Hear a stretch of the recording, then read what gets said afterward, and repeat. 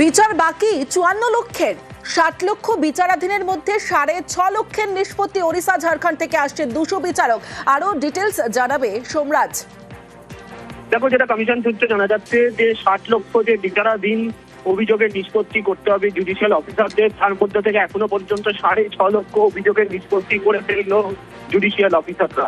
অর্থাৎ ১০%-এরও বেশি অভিযোগের নিষ্পত্তি করলো জুডিশিয়াল অফিসাররা, তেমনটাই কমিশন সূত্রে জানা যাচ্ছে। ইতিমধ্যেই উড়িষ্যা এবং ঝাড়খণ্ড থেকে প্রায় ২০০ জন বিচারক কলকাতায় আসছেন, এ রাজ্যে আসছেন। এই ২০০ জন যে বিচারক আসছে তাদেরকে ২ চব্বিশ পরগনা, ২ বর্ধমান, হাওড়া, হুগলি, নদিয়া, বীরভূমে কাজে লাগানো হবে বলেই কমিশন সূত্রে জানা যাচ্ছে।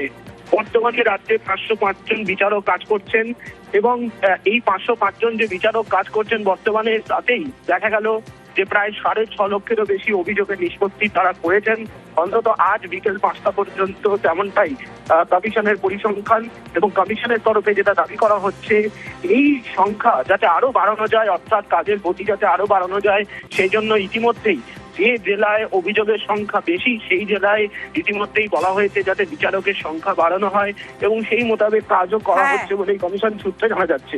ফলত সব মিলিয়ে এখনো পর্যন্ত ৬.৫ লক্ষেরও বেশি অভিযোগের নিষ্পত্তি হলো এবং সংখ্যায় অর্থাৎ গতি বাড়ানোর কথাও কমিশনের তরফে বলা হয়েছে বলেই কমিশন সূত্রে খবর। বেশ।